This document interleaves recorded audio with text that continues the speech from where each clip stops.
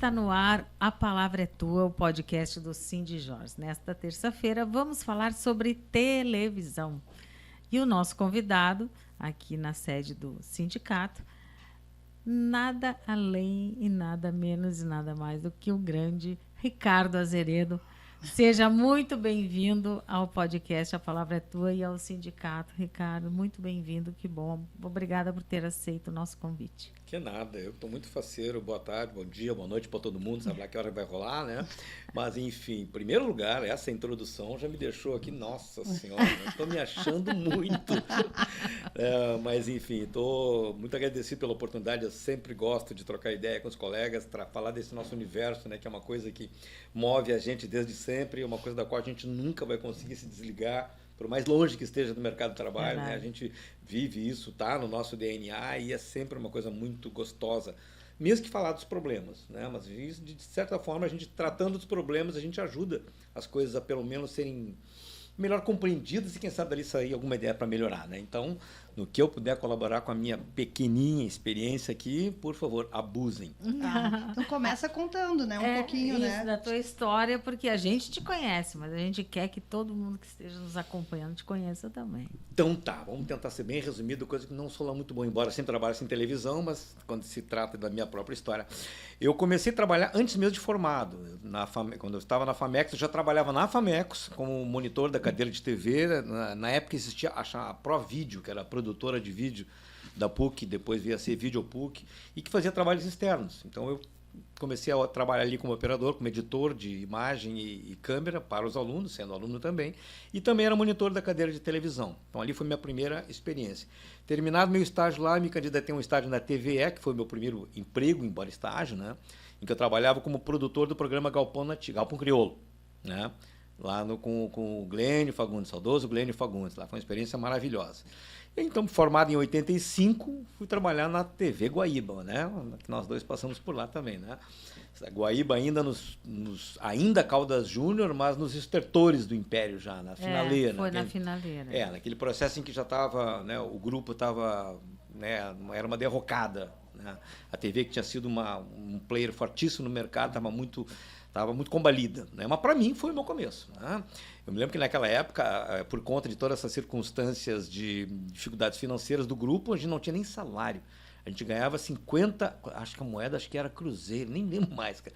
Em 85, a gente ganhava, nunca vou me esquecer, toda sexta-feira, todos os funcionários da emissora iam lá no porão do RH para receber uma notinha, aquela notinha azul de 50 pilas, né? E aquilo era o que tinha de salário, porque era só o que a empresa podia pagar. Claro, depois, quando fechada, né, a negociação de compra para o grupo dos Ribeiro, né, aí houve atualização, pagaram todos os atrasados e tal, e tranquilo. Dali eu fiquei uns 2 anos e meio na Guaíba até ser convidado para trabalhar na TV Pampa, que na época estava com um projeto novo, completamente novo dentro da cultura da Pampa, né, que foi o Jornal Meridional, que era uma ideia do então diretor de programação Clóvis Duarte, né, o saudoso Clóvis Duarte, que conseguiu convencer o dono da empresa, o Otávio Gadré, a fazer um jornal de alto padrão. Alto padrão no sentido de um jornal mais extenso, com uma equipe mais qualificada, que até então o forte da Pampa, como é até hoje, né, são as rádios, né, especialmente as rádios populares, né, onde a Pampa é um player fortíssimo até hoje, né.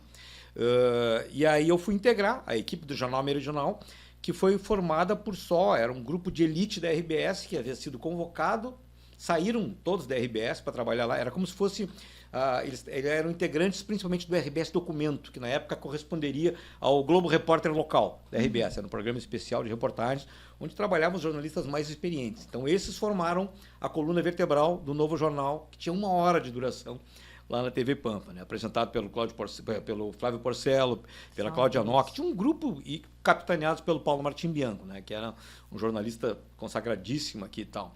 Enfim, eu era um foca no meio daquela gente toda, né? E me integrei ali, comecei a crescer profissionalmente muito, né? Só com gente muito boa, tinha alguns mais experientes como eu também, mas a essência do grupo era muito forte. Aquilo para mim, como molde profissional, foi fantástico. Foi ali meu primeiro prêmio de reportagem, inclusive. Eu com 3 anos de profissão, que foi o prêmio do Movimento de Justiça e Direitos Humanos, na cobertura da invasão da Fazenda Anônima, que foi a gênese do MST, né? Então, foi 1 mês de cobertura, uma coisa que não tinha tido experiência nenhuma como aquilo, enfim. E aí depois, coisas de empresa, né? O jornal acabou, E aí eu fiquei no mercado paradinho um pouquinho, até que eu já vinha fustigando o RBS. Eu ligava toda semana de orelhão, com fichinha, no orelhão na esquina da minha casa. E ela ligava pro Roberto Appel, que era o chefe de jornalismo, então, eu dizia, tudo bem, eu quero uma oportunidade, tudo bem, eu quero uma oportunidade. E sempre eu via aquele, me liga semana que vem, me liga semana que vem. E aquele foi alguns meses naquilo. Até que um belo dia o cara encheu o saco, vem aí conversar. Aí cheguei lá, conversamos, tá bom, começa aí. Aí comecei na RBS, aí fiquei uns 2 anos e pouco, até que veio de novo aquele bichinho do, vamos fazer diferente, vamos inovar. O SBT estava com um projeto novo, né, de orientação nacional, que foi a criação do TJ Brasil, né, que propunha uma nova abordagem de jornalismo no nível do SBT em nível nacional.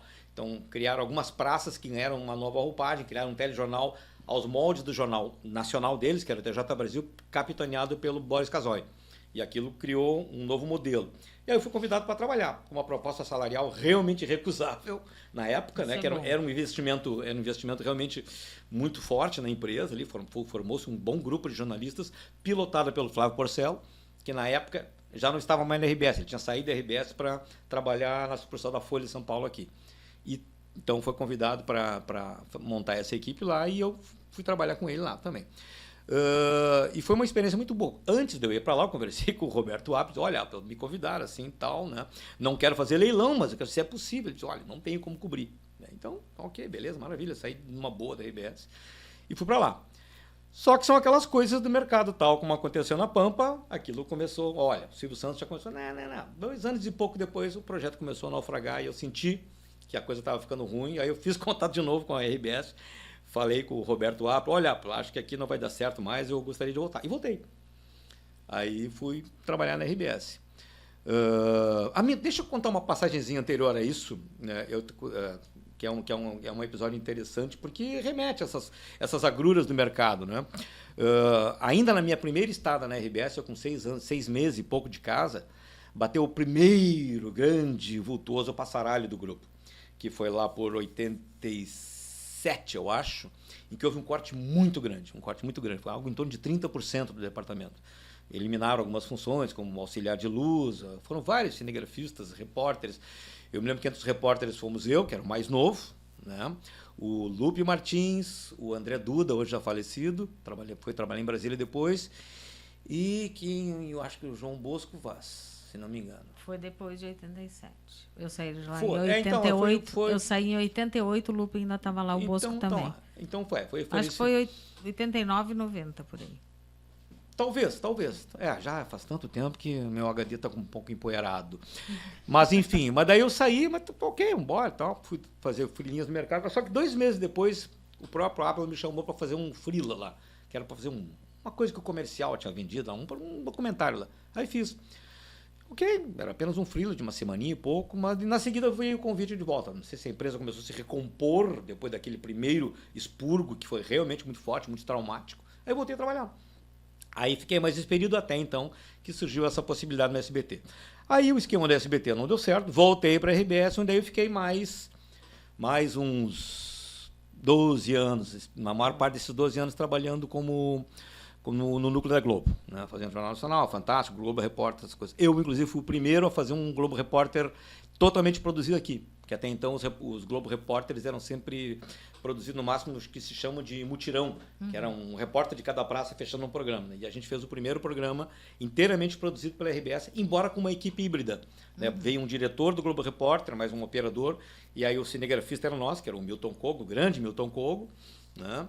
Mais o Silvio Barbizan, como produtor, que hoje é o editor-chefe do JA, do Jornal do Almoço, e aí fizemos aquele programa bacana. Então. E aí fiquei na RBS até 2003, quando aí estava com uma questão pessoal, problemas na família muito sérios, que requeriam a minha atenção, aí pedi demissão. Aí ainda já era o Raul Costa Júnior o chefe. Expliquei para ele, Raul, tal, estava num momento muito bom profissional, mas eu não tinha opção, né? Eu tinha que sair porque tinha várias questões pessoais que eu precisava resolver. E aí saí da empresa. E aí fiquei trabalhando para ir para lá e para cá, fazendo uns freelinhas enquanto resolvia essas questões. Em seguida eu fui convidado pelo Bira Valdez, pelo saudoso Bira Valdez, né, diretor-presidente da eu não sei se chamava o diretor-presidente na época, o diretor-geral da Band, né, que havíamos sido colega na RBS também. E o Bira me convidou para fazer um programa que era um projeto pessoal dele, na Band, chamado O Rio Grande que Dá Certo, que era um programa de reportagens especiais, né, com pauta positiva. Né? Claro, sempre uma coisa que não excluía a crítica, mas era de, vamos mostrar o que funciona legal nesse estado. Tá? E aí fui para lá, com a responsabilidade de cuidar sozinho do programa, ou seja, produzir, editar, sonorizar, apresentar, escambau. Mas foi uma experiência maravilhosa, maravilhosa. Eu me surpreendi até pelo apoio que a Band, que era uma empresa com recursos muito menores na época, né, liberou para aquele projeto. E eu fiquei 3 anos e meio fazendo aquele programa, né, com uma equipe específica do programa, né? Começou com o Milton Colgo, depois com o saudoso Jair Alberto e outros colegas também, enfim, né?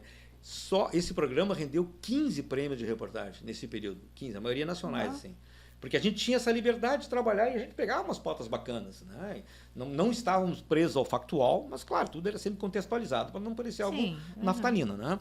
Mas foi uma experiência fantástica e é uma coisa que eu sempre relembro, porque uma das coisas que eu mais lamento hoje, né, de uma maneira geral nas televisões, especialmente aqui no Sul, é a falta de espaço para a reportagem aprofundada, a reportagem especial, ou um programa que seja. Como no passado a RBS teve o RBS Documento, né, como teve essa experiência na Band, e hoje ninguém mais pratica. Né?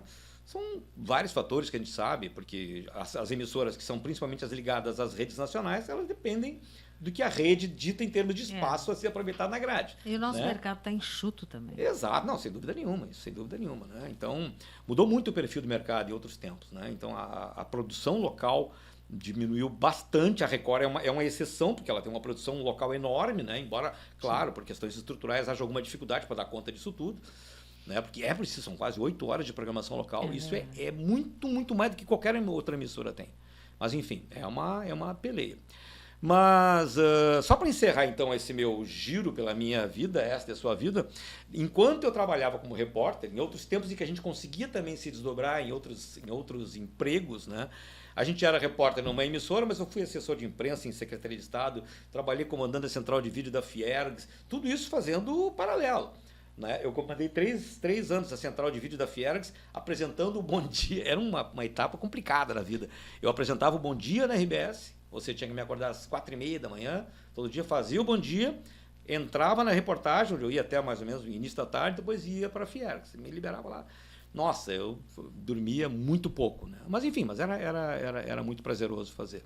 Também, fiz assessoria, fiz consultoria, fiz campanha, enfim, depois eu tive mais uma passagem pela Band, quando a Band, mais recentemente, retomou o Brasil Urgente em nível de praças, né? Criou uma equipe nova também por uma determinação de rede, não local. Né? Aí fiquei ali mais uns 2 anos e pouco. E desde então foi a minha última experiência em veículo. Né? Tive uma passagem rápida pela RTC TV, apresentando o Cruzando as Conversas, numa fase nova, né? Mas não frutificou, porque a empresa ainda estava... Né, engatinhando, digamos assim, como estruturação, e para mim acabou não ficando interessante a relação com a empresa. Disse, pessoal, não vai dar, sair numa boa, e fui buscar outros caminhos. E desde então eu vinha trabalhando como consultor, né, que é um nome bonitinho para dizer que tu te transforma num CNPJ e tu vai fazer campanha, tu vai fazer institucional, media training, fiz muito media training, meio que me especializei em fazer media training, né, passou a ser uma marca minha, né, de media training, tanto para o setor público quanto privado, fiz bastante isso. Até que mais recentemente, depois de algumas campanhas e vários vídeos com produtoras que atendem a clientes grandes, como o governo do estado e tal, fui parar agora mais recentemente no Tribunal Regional Eleitoral. Né, que eles precisavam, como nós tivemos aquela eleição complicadíssima, né, do ano passado, que era um ambiente, como todos sabemos, muito tenso, né, país polarizado, aquela coisa, realmente tudo muito na ponta dos cascos. Né, e o pessoal do tribunal, né, que ia gerenciar todo o processo de eleição aqui, quis dar uma reforçada na equipe e me convidaram para trabalhar lá. Aí fui. Aí passou a eleição, né, aí o tribunal tem lá os seus limites de recursos, eu fui convidado para aquele período, então em maio deste ano, em maio não, a questão de... em maio desse ano eu saí de lá, porque não havia mais a necessidade de uma equipe tão grande como... Grande não, porque era apenas eu fui agregado aqui, mas não havia necessidade de um profissional como eu lá dentro. Ficou com a equipe que ele já tem lá, que trabalha dia e trabalha muito bem, comandada pelo Kleber. E aí no que eu saí do TRE no mesmo dia. Literalmente, no mesmo dia. Não quando eu saí, quando me comunicaram que não ia ser feita a renovação do contrato, por esses critérios de gestão deles lá, eu fui convidado para ir trabalhar na Record. Foi uma coincidência muito feliz. E aí, então, começou esse processo de adaptação. Então, que eu tive fazia um tempo que eu estava fora de veículo, né? Tive que retomar um processo de assimilar novamente um novo ambiente de trabalho, né, com uma cultura um pouco diferente. A essência não muda nunca, né? Mas sim, a cultura muda um pouquinho pelas características do mercado desses últimos anos, né? Uhum. Que tudo passou a ser muito mais rápido, muito instantâneo, em muitas circunstâncias excessivamente superficial, porque a gente tem essa briga agora com as redes sociais, né, que tem o seu lado... As redes sociais, eu digo, as plataformas de uma maneira geral, né? Uhum. Que são uma coisa divina, pelas possibilidades infinitas que nos dão. Não só para nós jornalistas, para qualquer cidadão. O celular faz de qualquer cidadão uma emissora de TV, né? De amplitude mundial. Essa porcariazinha desse aparelhinho, tu capta, tu gera, tu faz toda a divulgação de graça, do teu jeito, e tu consegue, de alguma forma, colocar aquilo para a grande audiência. Enfim. E agora eu estou aí, de novo, né, em redação, matando a saudade de trabalhar com aquela coisa nervosa, aquela coisa que sempre dá muito ânimo para a gente. Por mais que os problemas a gente está acostumado, porque a gente já nasce em problema. Né? Quando a gente no jornalismo, tu já sabe. A gente já sabe que esse vai ser um companheiro fiel. E hoje mais ainda. Né? Hoje mais ainda. Antes a gente ainda tinha, né, no passado, quando nós começamos, havia era muito diferente o ambiente para o trabalho jornalista. Né? Hoje as coisas são bastante diferentes, por vários fatores. A começar pelo inexorável das novas tecnologias e das mudanças culturais que elas trouxeram. Né? Então, isso não tem como brigar contra isso. A gente tem que, como dizia o bom e velho Darwin, se adaptar. Né? Porque é assim que a gente sobrevive. Não adianta murro em ponta de faca, né? Bater contra a maré, porque assim, tu aprende a nadar, porque senão tu vai virar molusco. Então, é isso. Mais ou menos isso que eu fiz nessa minha vidinha jornalística. Fora alguma coisa que eu devo ter esquecido, com certeza muitas. Ricardinho, muita coisa mudou no jornalismo, né? Desde que nós começamos. E mudou o jornalismo, mudou o telespectador, mudou a maneira que as pessoas consomem, né, as notícias. E também muita coisa ficou mexida, na minha opinião, no meio de tudo isso, quando nós perdemos a questão da obrigatoriedade do diploma, né? Isso fragilizou muito a nossa profissão, a nossa categoria.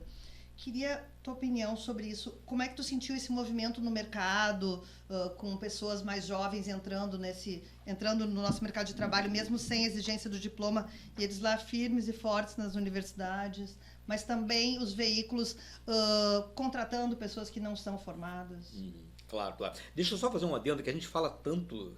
Por isso que eu falei que a minha trajetória é bem comprida. Eu esqueci de mencionar coisas que são muito importantes e que para mim foram realmente relevantes. Eu queria me lembrar que eu fui também presidir a TVE por 2 anos e meio. Eu ia perguntar isso. Pois eu tinha uma memória de 2008 a 2010. Foi uma experiência fantástica para mim, né, dos dois lados do balcão, especialmente na questão de gestão de comunicação. Também, em nível de gestão, ajudei a Maria do Carmo Buena a compor o departamento de jornalismo da nova Ubra TV. Também foi uma experiência bacana. E também fui professor de comunicação por 4 anos na Ubra. Essa foi, sim, uma experiência sublime, né? Porque não tem coisa melhor, né, mais compensadora, realmente tu ajudar as pessoas a construir o seu caminho profissional. Não só profissional, pela tua experiência de vida, também ajudar elas a se compreenderem com pessoas que estão se voltando para o mundo, não só o profissional. Mas, enfim, vamos lá, sobre o que tu colocaste. Questão do diploma. Realmente, é inegável a gente considerar o impacto que teve na categoria como um todo, né, a perda desse nosso direito, que até então julgávamos ele inatacável. Né? Aconteceu, infelizmente aconteceu. Mesmo que ainda pairem algumas dúvidas, mas não foi regulamentado, foi apenas uma decisão, no fim das contas, abriu a porteira. Né? Abriu a porteira e a isso se somou esse endeusamento das personalidades criadas pelas plataformas digitais. Né? Então, a gente tem hoje uma proliferação de pseudo-comunicadores, né, que ocupam um espaço que, se honrassem aquele espaço, tudo bem. mas muitos não honram. E, ao mesmo tempo, o galardão que eles têm, o grande mérito é a quantidade de visualizações, de curtidas, que não necessariamente é uma medalha de conteúdo. Né? Infelizmente não é. Então, a gente tem hoje, tentando resumir o que eu penso sobre isso tudo, tá? A gente sabe que o diploma passou a ser algo, se não deixou de ser completamente exigido, hoje quem não quiser exigir o diploma, algum contratante, alguma emissora, ou um jornal, uma assessoria de imprensa que seja, vai se sentir à vontade para não, Sim. desde que aquela pessoa, tu está dentro do meu critério, tal. E aí, a esse que está contratando, cabe o ônus de saber que ele vai ter um risco de má qualidade muito grande. Pode dar sorte também de pegar alguma pessoa talentosa, que mesmo não tendo passado pela faculdade, se comunique muito bem. Existem vários exemplos por aí. Né? Agora, eu lamento muito por essa gurizada que pensa em comunicação, e eu vou fazer aqui uma observação que é muito triste para mim, assim, que eu sempre fui uma pessoa que enchia muito a bola da profissão. Hoje eu sou um pouco mais cauteloso, e não por uma questão classista, mas por uma questão, às vezes, até humana. Né? Quando eu vejo a rapaziada dizer, eu quero fazer comunicação, o que tu acha? Não, maravilha, é uma profissão que o mundo vai sempre precisar. Só que tu avalia bem como tu vai conduzir a tua profissão, porque o cenário hoje é outro. Além dessa rapaziada, elas chegarem um pouco inebriados por todo aquele imaginário que existe na comunicação, que depois que a gente entra, a gente vê que não é bem assim. Né? As pessoas acham que existe uma certa... o glamour, né? O glamour, exatamente. Uma sofisticação, enfim, né? Que todo mundo ganha salário de Bonner. Não é assim, né? Então... E que tu é reconhecido em qualquer lugar e que tem uma corrida meio bitomaníaca nas ruas atrás de ti, né? Enfim, óbvio que isso é uma fantasia completamente absurda. Mas é bem complicado, é uma coisa que não tem como a gente não se entristecer vendo como as coisas são hoje. Né? Porque o mundo mudou. E o mundo, na verdade, o mundo emburreceu. Né? O mundo emburreceu e com ele todos os níveis da sociedade emburreceram. A comunicação emburreceu junto. Né? Então, eu puxo para mim e para todos que são da minha geração e os que depois da minha geração puderam também se desenvolver num outro patamar, a responsabilidade de que, a gente precisa resgatar isso, a gente precisa resgatar o valor da boa informação, da boa apuração, de saber contar bem uma história, de respeitar a inteligência das pessoas, de fugir da banalização, sabe? De construir histórias verdadeiramente bem contadas, sejam elas fantasias, sejam elas factuais, seja um hard news pesado, seja um drama muito triste, seja uma matéria de esporte, onde quer que a gente vá contar uma história, a gente tem que contar ela bem. Né? E para isso a gente precisa estar instrumentalizado. Claro que a faculdade está aí para isso. Né?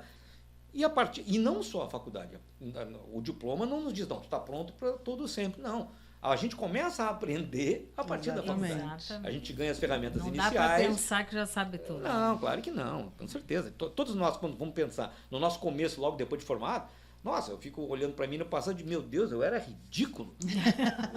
É difícil. Nossa, é difícil a gente se ver, né? Não, muito a gente jovem, pensa nas mancadas que a gente cometeu, nas burradas, e a gente fazia muitas. Só que, claro, eu procurei ir aprendendo com as minhas mancadas. Né? Então, vou até citar uma aqui que para mim é o meu marco zero na profissão. Para mim é realmente um marco zero. Eu era repórter na TV Guaíba, ainda inebriado com aquela coisa, tô na TV, morava com meus pais, aquela coisa toda. A vizinha te viu, tá bonito na TV. Beleza. Até que um belo dia eu fui escalado pela direção da empresa a fazer uma entrevista com o então diretor-presidente do Grupo Habitasul, Pericles Druck. É vivo ainda hoje. E aí fui lá.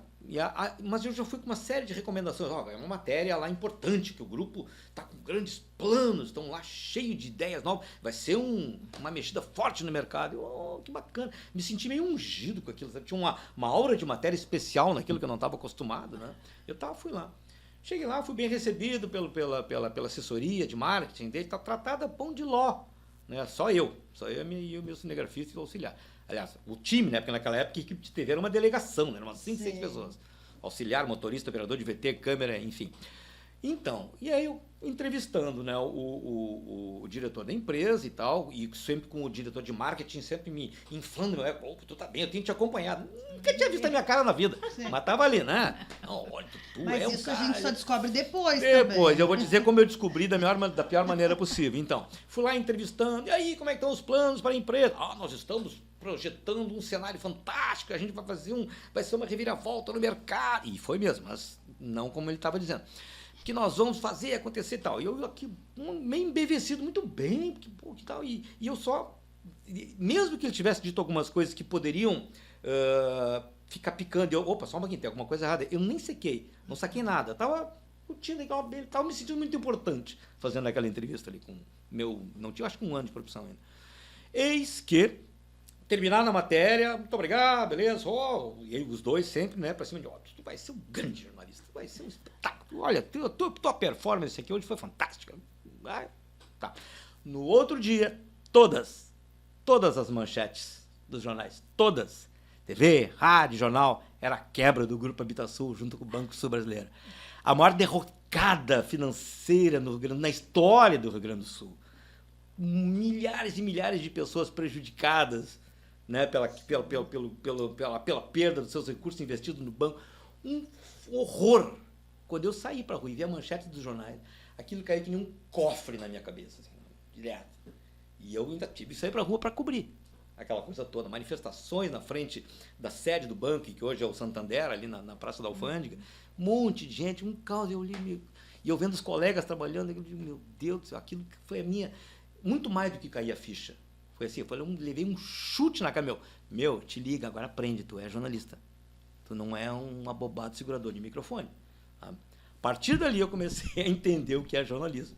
Eu engoli a minha vergonha de ter passado aquele papel ridículo, né, de porta-voz, né, para realmente entender que a minha função era outra. Né? Então, acho que essas coisas a gente tem que realmente assimilar e transformar em mais do que aprendizado, em transformar como ferramenta de monitoramento da tua postura profissional, da tua postura como pessoa e principalmente pela responsabilidade que a gente tem com a sociedade. Porque olha a matéria que eu fiz com aqueles caras, eu vendi uma mentira enorme para todo mundo achando que estava fazendo um grande serviço por simplesmente ser boboca, ingênuo, não ter me preparado, estava muito desinformado. Né? Porque qualquer pessoa medianamente informada já saberia avaliar que o mercado, isso aqui não era uma coisa que surgiu do nada. Imagina uma derrocada daquele tamanho, os sinais vinham sendo dados, sabe lá quanto tempo.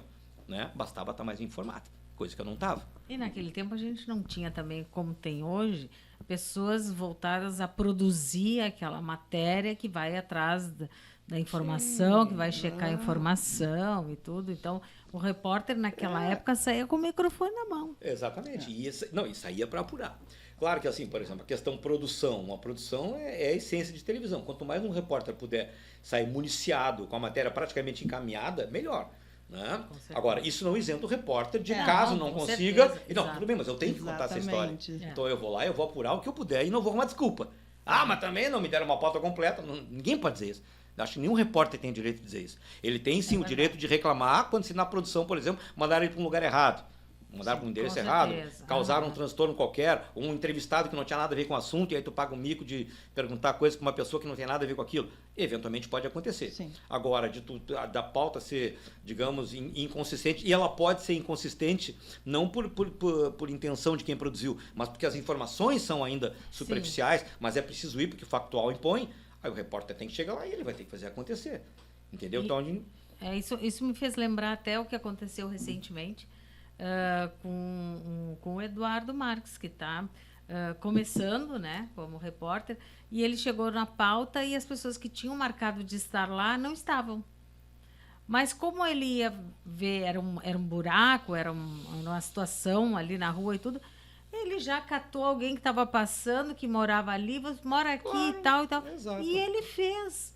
E eu disse para ele, esse é o caminho. Para ele que está começando, esse é o caminho. Exato. É isso não se contentar com, bom, não deu, furou, não furou. E não procurar culpados. Não, com certeza. Sabe? Não, com me certeza. deixaram, se não me deram apoio. Não, ok, pode até ter vindo com alguma deficiência, pauta, alguma informação inconsistente, alguma informação errada. Uma pessoa que tinha mas faz marcado parte do realmente processo. não apareceu e pronto. Eu acho que nós somos do tempo que hoje eu não escuto mais muito isso, mas a gente virava a pauta, né? Porque Sim, acontece de chegar claro. realmente e aí também tem os dois lados, né? Porque à medida que o repórter, eu sempre fui repórter, fui produtora, hoje em dia eu sou editora, e eu sempre me relacionei muito bem com os meus repórteres, com aquela ideia de que quem tá na rua que sabe o que está acontecendo. Se o cara me diz, olha, seguinte, não tem isso aqui não tem aqui. Tá, mas é o seguinte, e aí? Bom, mas olha só, mas do outro lado da rua tem tal coisa. O que tu acha? Vamos fazer? Eu também não vou morrer abraçada naquela ideia que pode ter sido errado. Porque todo mundo erra. Claro. E o jornalismo ele é muito dinâmico e a gente Sim. tem que ter esse feeling. E eu acho muito importante isso e desses teus relatos, né? Por onde, todos os caminhos por onde tu passou, para construir o profissional que realmente tu és, né?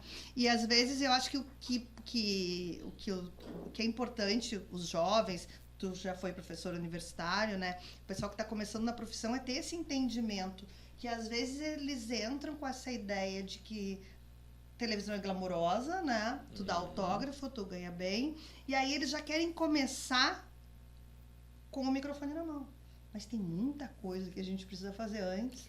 E tem muita coisa que dá para fazer depois. E Sempre, tudo é sempre muito vai ter. importante. Sempre vai ter. Toda essa engrenagem ela é muito importante. Não, eu vou dizer uma coisa que é lugar comum, mas a construção do profissional é um processo ininterrupto e eterno. Né? Só para quando ninguém partir do outro melhor. Sabe tudo, a gente fica em casa, que é melhor, é menos feio. Sem dúvida nenhuma. Agora, saber tão pouco não dá também, né? Com certeza que não, mas isso, a trajetória ela é feita, vai passando o tempo e é para a pessoa ir adquirindo conhecimento e se aperfeiçoando, né? E eu acho que esse é o grande problema que a gente tem hoje, tá? Desculpa se eu ia fazer uma pergunta, mas só para não perder o gancho, eu, nas minhas aulas, uma coisa que eu me preocupava muito e me preocupa até hoje, porque são características de geração, né? A gente sabe o quanto de, sei lá, de uns 40 anos para cá, como mudou o apreço pela assimilação de informação, pelo crescimento pessoal. Nós somos do tempo que tinha enciclopédia em casa, né? Barças enormes, né? De uma tonelada de livro, né?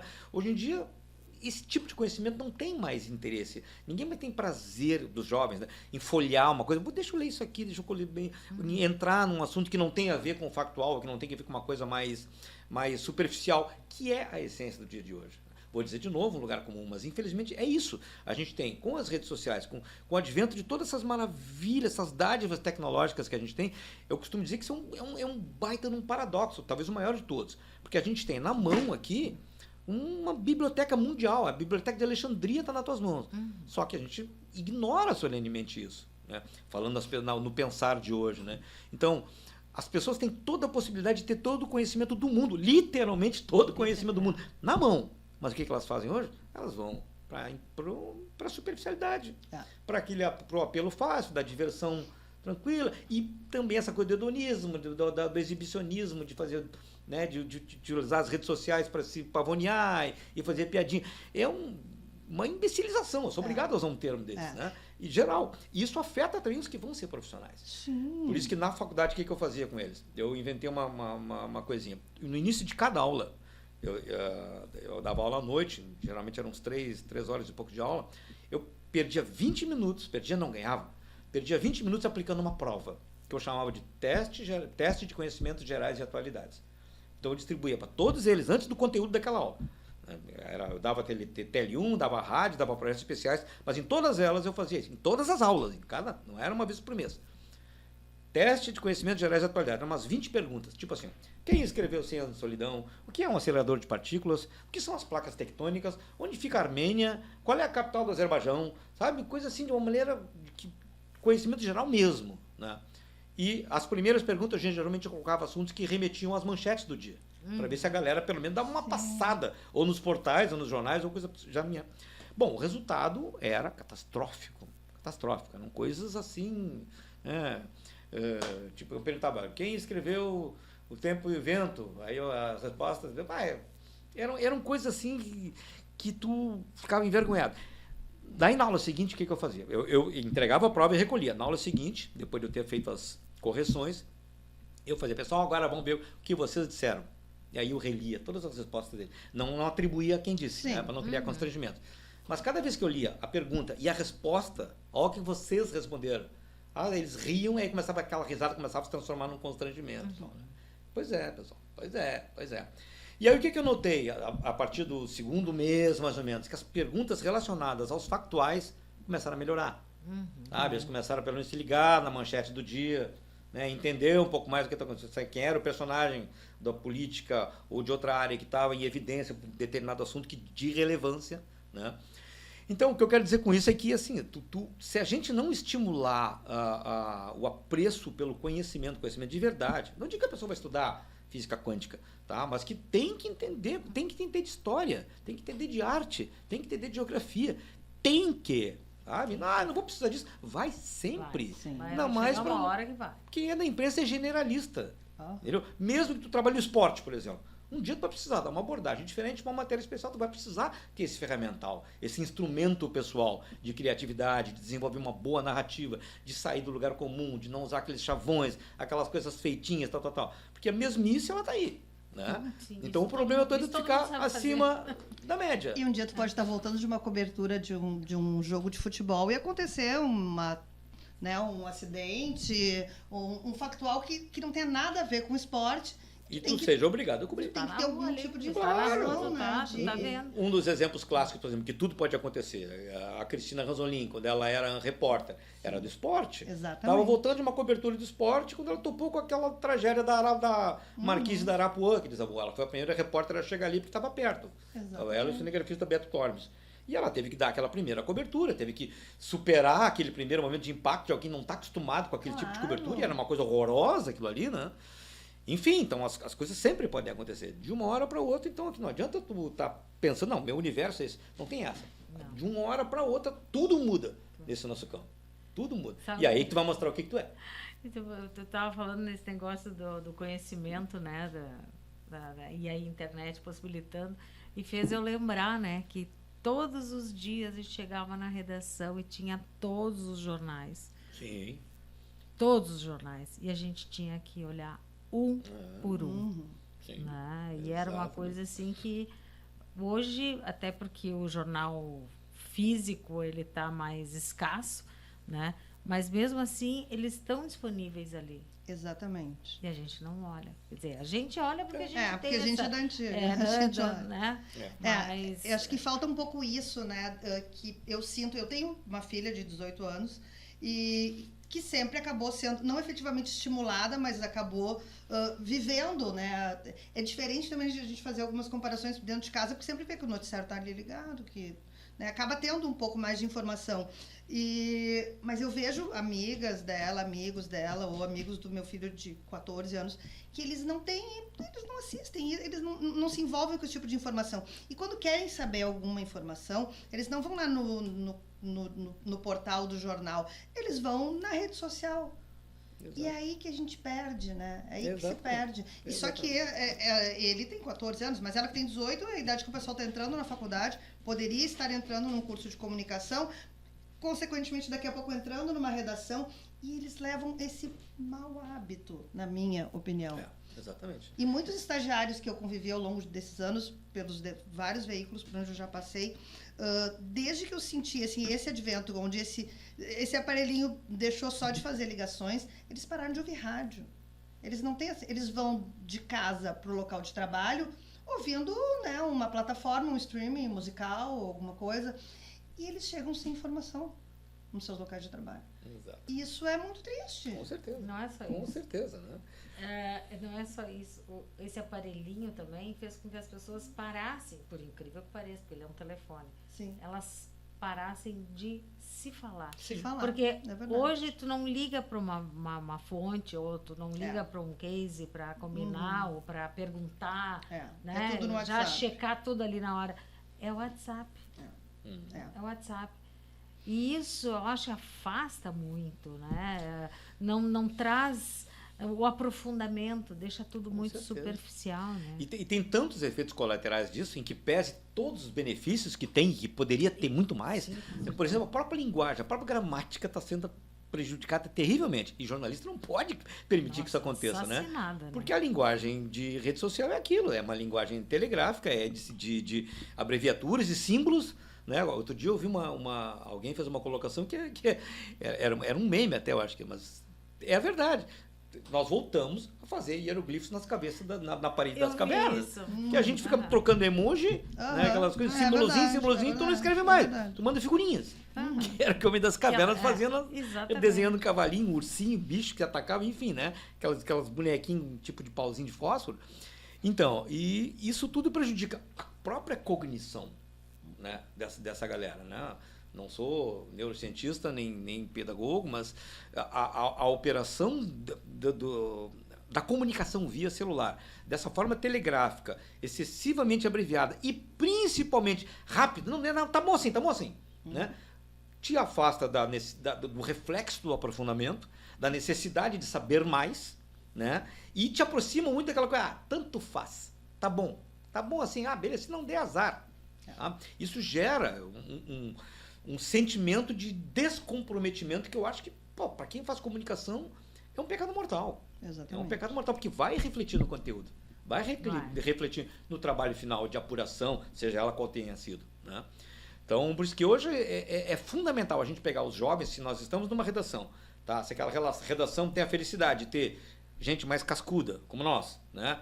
Junto com a galera, porque obviamente sempre vai ter as duas coisas, porque todo mundo tem que começar. É óbvio que tem que ter gente jovem. Nós todos começamos zerados numa redação, entre outros mais velhos, né? Só que, claro, a gente sabe que essa proporção hoje é muito, muito, muito menor, né? A gente tem cada vez menos espelhos nas redações, né? Então, o que nos resta hoje, entre tantas outras coisas para fazer, mas sempre que tiver oportunidade, pegar uma galera nova, sentar num cantinho, isso, e fazer o que puder para que aquele colega consiga entender que as coisas têm um viés um pouco mais aprofundado do que aquilo que a narrativa atual impõe, né? A narrativa que eu digo é o contexto atual, que é essa coisa da superficialidade, da rapidez, da imposição de uma disputa maluca entre plataformas. Não, fulano já vai dar sim, porque senão outro já deu. Aí quando tu vê... Bom, basta a gente abrir, né? Daqui a pouco dá qualquer coisa. Abre né? os portais e tu vê quanta coisa errada, inconsistente, a gente vê, para não falar dos erros de escrita, né? Que são... Aí todo mundo joga na culpa o tradutor, aliás, o redator do Google, e pior que é. Sim. Né? Enfim, hoje as coisas são bem complicadas nesse sentido. E aí quando tu falas assim dos cascudos, eu vou ter que falar a teoria dos terços do Bastos, que é justamente isso, né? O sucesso de uma redação, seja ela televisão, rádio, jornal, enfim, é 1/3 dos cascudos, 1/3 do pessoal que já está com uma experiência e 1/3 de gente jovem. Porque o terço de cascudo tem a memória, né? O terço experiente tem lá já a experiência de como tocar. E o jovem, ele oxigena, traz novas ideias e criatividade. Então, assim, eu acho essa teoria de Carlos Bastos, a teoria dos terços perfeita. Com certeza. Não, e o jovem, ele ajuda muito aos cascudos, como nós, né? A também assimilar o que está acontecendo hoje no mundo afora. A gente aprende A gente aprende com eles. Os novos pensares que tem por aí, podendo concordar ou não, mas a gente tem que entender, e isso vem através deles. Né? Para a gente, pelo menos, entender como é que as coisas estão acontecendo, concordando com aquilo ou não. Né? O uso das novas tecnologias, para eles, é muito mais natural do que para nós. Sim, já nasceram com isso. Quantos de nós não tem que toda hora pedir socorro, como é que eu acesso esse sistema aqui? Como é que eu arquivo isso aqui? Entendeu? Não, pera lá, em 1 segundo ele vai e faz. Coisa que tu levaria alguns dias para aprender, né? Mas, enfim. Não, e essa parte dessas nossas lembranças, elas acabam sendo até engraçadas, né? Claro. A gente quando tu começou dizendo, pegava uma ficha, ia lá ligado o orelhão. Hoje em dia as pessoas ligam de qualquer lugar. E ligam pela internet, onde daí tu não tem esse custo, né? E toda essa... E acaba existindo um pouco todo esse conflito das informações, do quanto se tinha mais dificuldade para checar uma informação, e hoje no mundo da facilidade parece que a dificuldade aumentou. Aumentou porque é muito volume de informação que chega também. Sim. Né? Então, o problema, aí tá a questão da apuração.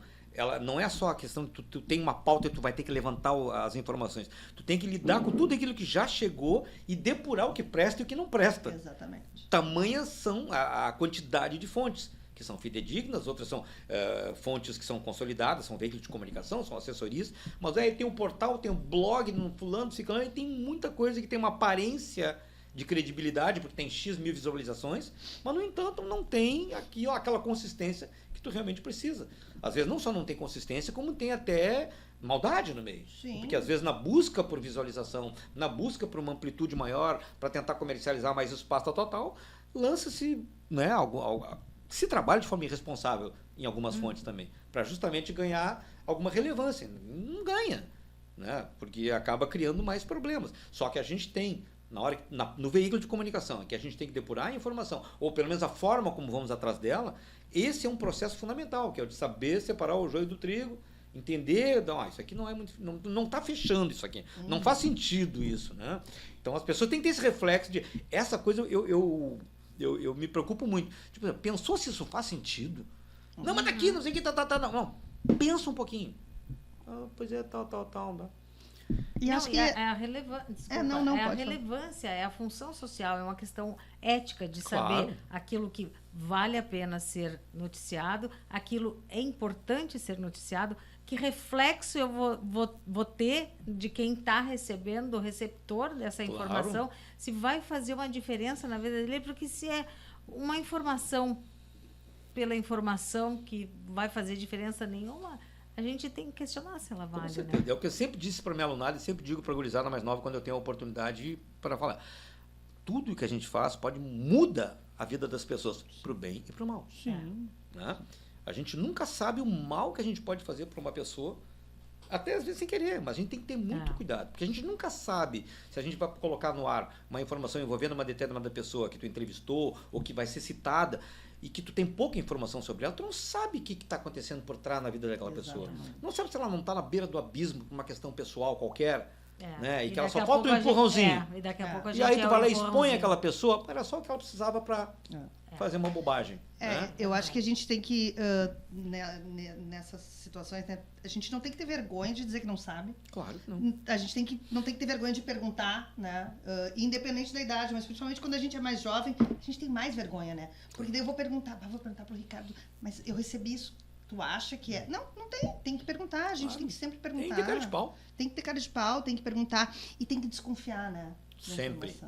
Eu acho que é daí que tudo começa. Não só da informação. Da fonte, às vezes. Não, e não só isso. Eu gosto muito de uma frase que diz, desconfie do primeiro texto. Que é quando tu faz a tua primeira matéria. Escreveu o teu officezinho ali, teu texto, tá, beleza, terminei. Não, revisa.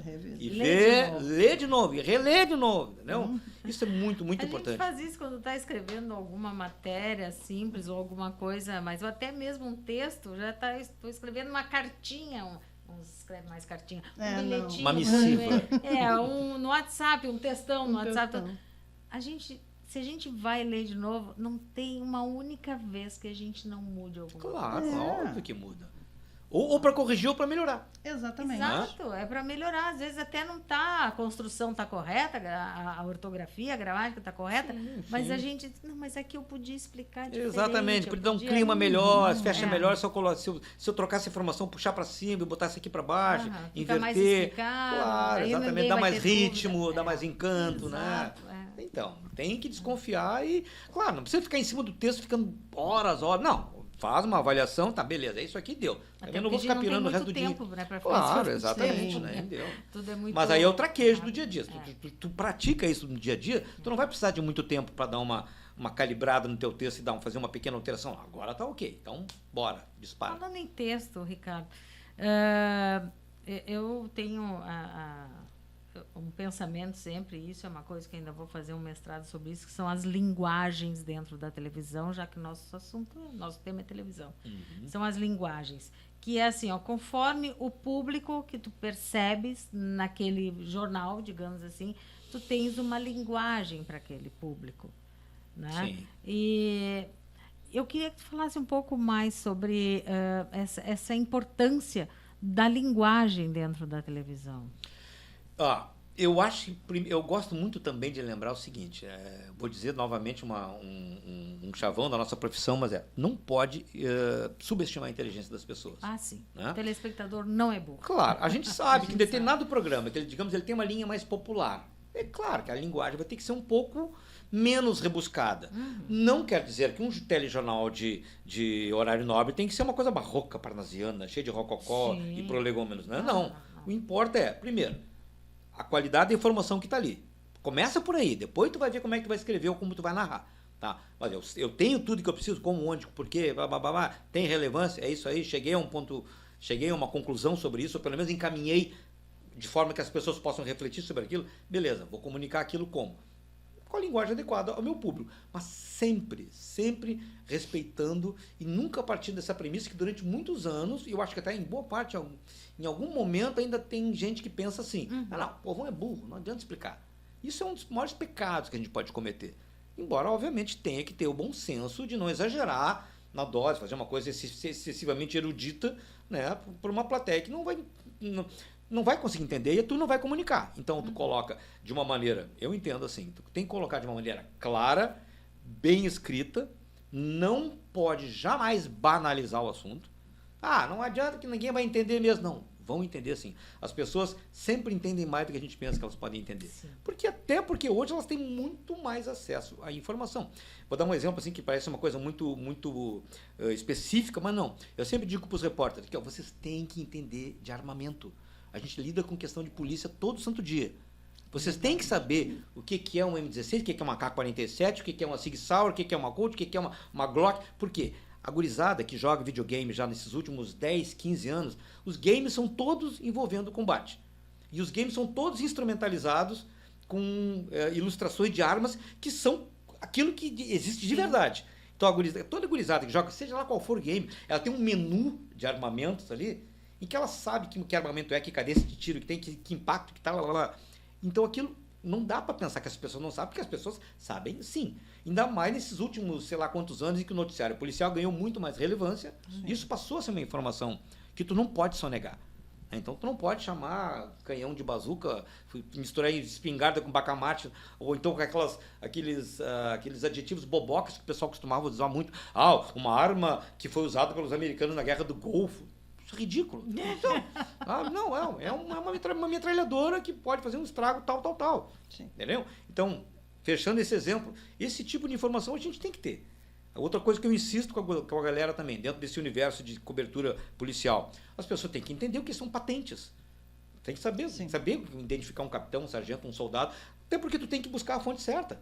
Tu vai chegar numa operação policial e tu vai pegar o primeiro fardado que está ali e já vai querer entrevistar. Quando tu vê um soldado e o capitão tá lá no lado, aí tu vai para cima do soldado, tu vai constranger o soldado, o capitão vai ficar puto porque não falaram com ele, já melou o teu clima ali, tu já criou um clima que tu não consegue apurar direito. Ao passo que tu sabe entender quem manda e quem faz o quê, e a dinâmica de como a coisa acontece ali naquele... isso facilita toda a vida. E não é nada demais, não estou pedindo para ninguém decorar a fórmula de Bhaskara pro resto da vida, sabe? Isso são coisas que a gente vai usar. Assim como eu sempre enchi o saco nessa questão de conhecimento científico, sim, a gente tem que ter conhecimento científico. A gente tem que entender no mínimo como é que a dinâmica das coisas, para não chamar qualquer ventinho de ciclone, sabe? Que é uma coisa mais comum no mundo, né? Essas coisas. Então, enfim, conhecimento.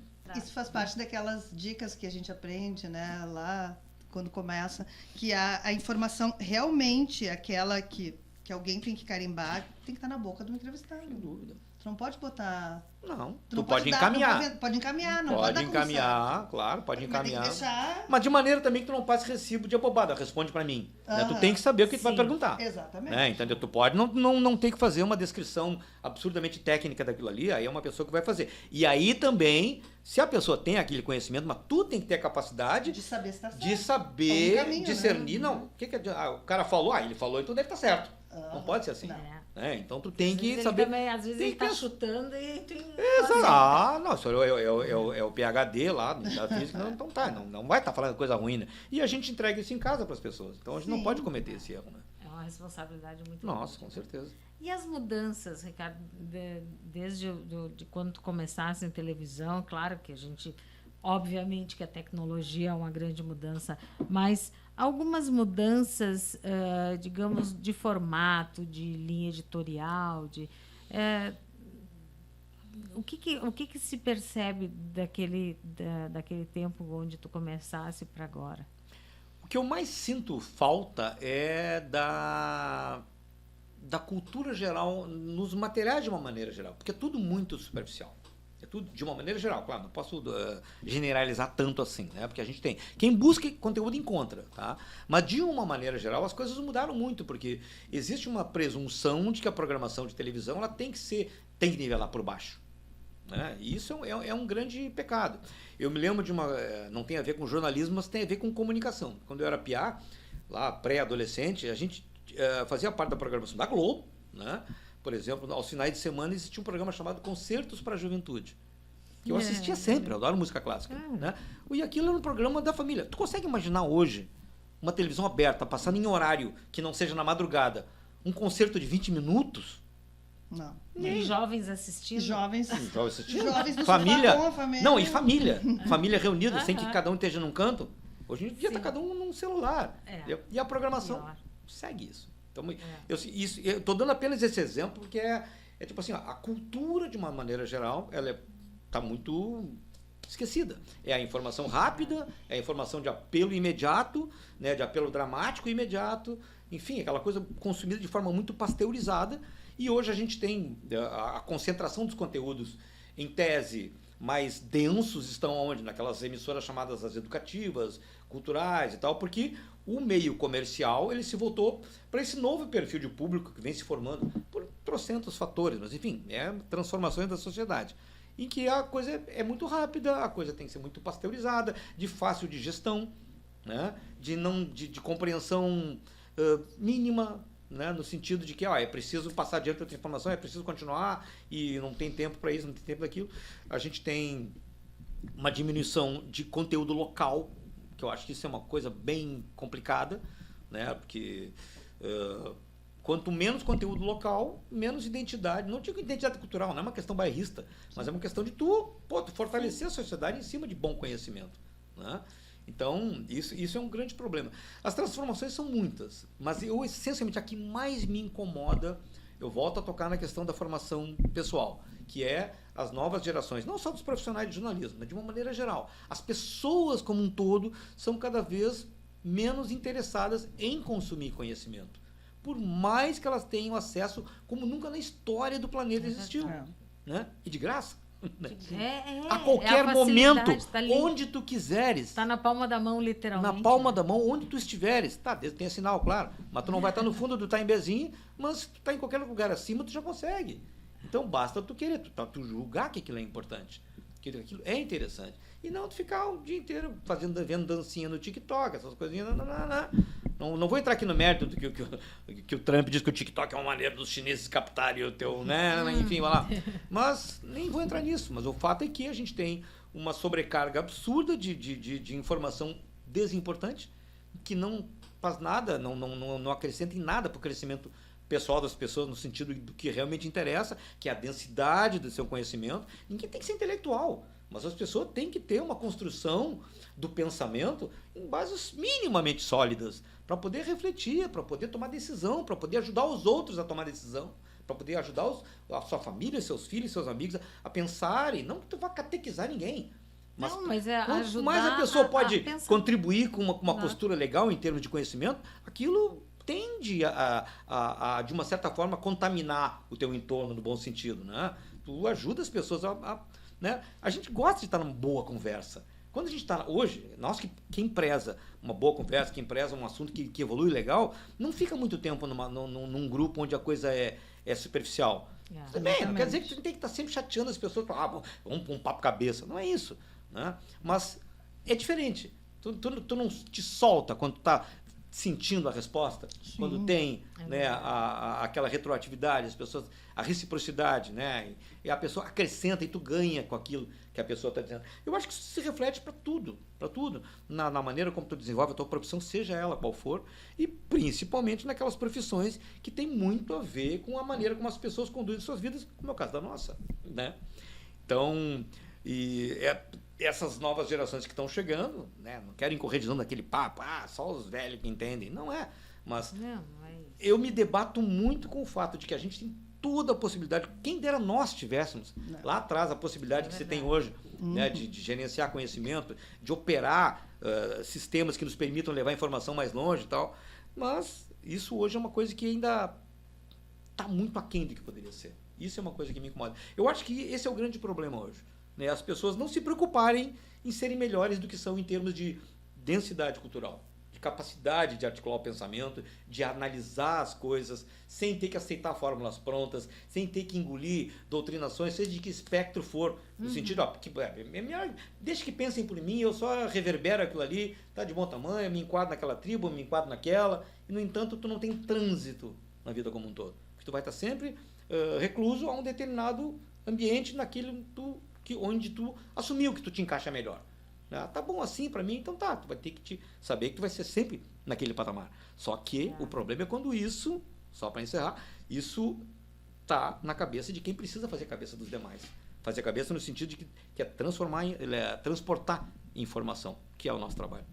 E não deixa de ser, é uma coisa que a gente também já conversou aqui com outros convidados, que a gente entra na faculdade querendo mudar o mundo. E a gente efetivamente muda o mundo com a informação que a gente dá. Com certeza. E aí... Por bem ou por mal, como eu disse antes. Exatamente. E aí, quando a gente não tem essa busca do conhecimento, esse aprofundamento na informação, que a gente não traz a qualidade da informação, a gente não muda nada. Não. Né? E o mundo precisa que a gente transforme. A gente não muda e se perde muita coisa. Exato. A gente retrocede, na verdade. Retrocede. O mundo como todo retrocede. Que é o que está acontecendo. Eu acho que é o que está acontecendo. Eu acho que a gente caminhou a passos largos para trás. Bem... Essa é uma triste constatação. Não quero ser catastrófico também, mas enfim, a gente percebe que em outros tempos, né, a gente tinha a valorização do conhecimento, ela tinha um outro peso. Era uma coisa que fazia parte da própria constituição das famílias. Todo mundo tinha que ter uma enciclopédia em casa.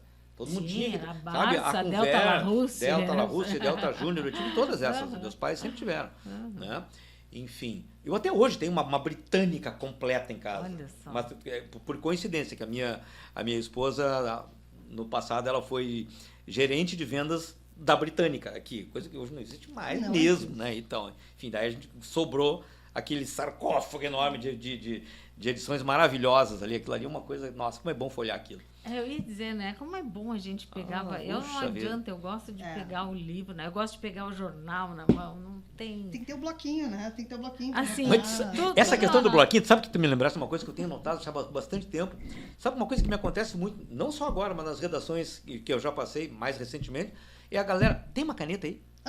Me empresta uma caneta? Tu não tem caneta? Exato. Tu anota onde as tuas coisas? Estão tudo aqui. Tudo aqui. Tava botando em emojis. Não tem um bloquinho aí? Não tem caneta. Cadê a Bic? Agenda, eles têm agenda. Não, é tudo no celular. Ok que o celular funciona pra isso também. Mas agora, o reflexo de tu ter onde anotar, tu tá no meio da rua, qualquer coisa, caneteou. E tu tá recebendo uma ligação de alguém, tu tá falando com uma fonte. Ou tu vai memorizar e depois tu vai botar no celular? E aí se perde, né? Quando a gente confia demais só na memória, alguma coisa a gente... Nossa, eu tenho bloquinho na bolsa, eu tenho várias canetas na bolsa. Esses dias eu olhei e digo, mas eu tinha uma caneta aqui, cadê a minha caneta? Não, outro dia um gurizote pediu pra minha caneta na redação, eu digo, cara, tu não tem caneta? Não, aqui, cara, eu dei uma, guarda essa caneta, é o meu presente pra ti. Dei uma caneta ordinária que eu tinha sobrando, uma Bic já com a tampa mordida, aquelas, né? Mas guarda isso aí e usa, tá bom. No outro dia ele pediu outra, né, claro. Não, mas isso também vem muito da mudança na educação mesmo, ainda no primeiro e no segundo grau, né? Porque eu me lembro quando a minha filha, acho que estava no terceira série ou quarta do primeiro grau, que o filho de uma amiga minha, ele tinha uma letra muito ruim, e a mãe dele, pedagoga, ela dizia... sei, mas o que eu faço? Esse guri tem uma letra horrível. E não fazem caligrafia. E a minha filha gostava de brincar, de fazer caligrafia. Meninas têm umas ideias, uma invenção de dar aula, dava aula pro irmão fazendo caligrafia. E ela foi na professora e disse, olha, não dá, ele precisa fazer caligrafia. Ela disse, olha, hoje em dia não existe mais isso. Por quê? Porque daqui a pouco ninguém mais vai escrever. E no dia que ela falou isso, realmente, eu fiquei, essa mulher tá doida. Hoje em dia ela tem um belíssimo cargo, não mora mais nem no Rio Grande do Sul, numa plataforma dessas, e realmente hoje em dia as pessoas não escrevem mais. Se depender só da pessoa, se a família não incentivar, Nossa, muitas escolas, e numa escola particular, tá? Não, e daí eu fico pensando, na escola pública a gente sabe todas as dificuldades, as escolas particulares apelaram então 100% para a tecnologia, e esse pessoal um dia, os que conseguirem, vão chegar na universidade e vão virar jornalistas, médicos, advogados, e aí eles não escrevem mais. A gente saiu agora à tarde, né, antes da gravação, para ver um evento. Eu levei o celular, a caneta e o bloco. Exatamente. Não adianta. É isso. É uma coisa que a gente... E vai, nem que seja para É um rabiscar reflexo. alguma coisa. Às vezes, é um se eu reflexo. estou de gravata, vou para um evento qualquer, espeto a canetinha no bolso aqui. Uma canetinha mais ajeitadinha, caso ela tenha que aparecer, para sim, combinar. falar bonitinho. Mas tem que ter uma canetinha. Papel. Bloco, por exemplo, eu nunca usei bloco. Eu prefiro pegar uma folha A4 e eu dobro ela em 4. Ah, sim. Em 4 vezes, daí ela fica uma coisa retinha. Daí eu tenho 4 folhas. Eu vou dobra aqui, dobra aqui, dobra aqui, dobra aqui. Em 2 folhas A4 eu consigo botar horrores de anotações. O bloquinho é mais volumoso, perde. Então. Mas tem que ter um papel para escrever. Agora eu me lembrei do... O sindicato tem vários desse aqui, eu toda hora me lembrei do papelzinho dobrado que o Faustão mostrou não, mas durante aquilo não era muitos, papelzinho, né? Aquilo ali parecia um lenço que ele usou para só o nariz, um papelzinho desse tamanho. Não, era uma coisa minúscula era... e quase com não dá pra tanta pegar. informação. Não sei como é que conseguia ler aquilo ali. Exato, Era uma isso que eu ia coisinha falar. assim, Como desse tamanho. Bom, eu não conseguiria. Uma tripinha de papel todo amassado, embolado, parecia aquelas... Parecia como chamava aqueles PTB de dinheiro enrolado no bolso, né? Como é dinheiro de bêbado? Tudo amassado no bolso. Exatamente. Mas, assim, ó, uma coisa que eu... Às vezes eu tenho medo até de falar, porque parece que eu sou muito saudosista, mas já são 43 anos de caminhada, né? Desde o Mas eu primeiro acho que o dia. saudosismo ele é mais Mas eu vejo saudável assim, do que criticável. eu vejo assim muita diferença nas redações, né? Eu percebo, né, que existia, digamos assim, um viés talvez reflexo do que a gente vive hoje em dia, evidentemente, né, onde todo mundo está lá com o seu celular no individualismo. Eu vejo muito individualismo dentro de redações hoje. Eu acho que antes era mais coletivo.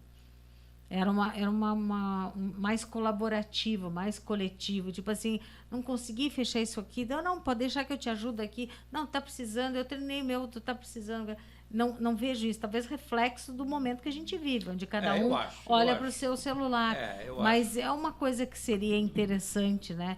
De se retomar essa coisa da colaboração, né? Do coletivo. Nós somos seres coletivos e a nossa profissão é mais coletiva. Com certeza. Essa questão do aparelho, por que ele fez com que as pessoas se afastassem um pouco, mesmo estando juntas na mesma sala, né? Quando não se tinha isso, tu tá numa redação e tu precisa de uma informação, tu pergunta para alguém. Tu diz, fulano, tem um telefone, com quem que eu falo para tal assunto? Você sabe onde fica tal lugar? Não, a pessoa ela já não vai perguntar, ela vai pro seu Google aqui, tal, e não vai perguntar para ninguém. Ok, ela pode conseguir aquela informação, mas ao mesmo tempo, fazendo aquilo ali, ela deixou de ter uma conversa com alguém que poderia ir além daquilo ali. Se tu vai buscar informação com um colega, tu vai só, me dá uma fonte, tem o fulano de tal, e te digo mais, esse cara aqui é bom porque tal coisa, tal. Aliás, quando tu for falar com esse cara, tem que ter cuidado por isso, que ele já teve envolvido com tal coisa, e aí tu já traz uma experiência, aquilo, quem sabe aquilo não vai ser determinante pela forma como tu vai conduzir aquela tua primeira demanda, né? Então hoje eu acho que muito se deve a isso, né? O celular ou o computador aberto na frente ali com 500 abas de informação faz com que as pessoas não tenham tanto a necessidade de buscar em outros colegas informação ou conselho mesmo, né? Porque às vezes é importante aquela coisa de tu chegar e pegar um mais velho e, cara, eu tô fazendo essa matéria, tu acha que tá legal? Tu acha que essa é a abordagem mais apropriada? Não acha que tá sendo assim, tá sendo assado? A pessoa acaba não indo fazer isso porque ela tá tão absorta naquele monte de janelinha aberta ali. Já com isso aqui eu já resolvi, né? Então, eu consigo entregar o meu produto assim, então tá bom, então não preciso, né, perder muito tempo com isso.